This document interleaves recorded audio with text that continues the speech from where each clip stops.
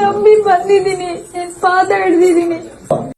ನಾನು ಬರ್ತಾ ಇರೋದೇ ದಿಕ್ಕು ಕಾಣದವರಿಗೆ ದಿಕ್ಕು ತೋರ್ಸಕ್ಕೆ, ಕತ್ತಲಲ್ಲಿರುವವರನ್ನು ಬೆಳಕಿನೆಡೆಗೆ ನಡೆಸೋಕೆ, ನನ್ನನ್ನು ನಂಬಿದವರ ಮನೆಯಲ್ಲಿ ತುಂಬಿ ತುಳುಕಾಡೋದಕ್ಕೆ.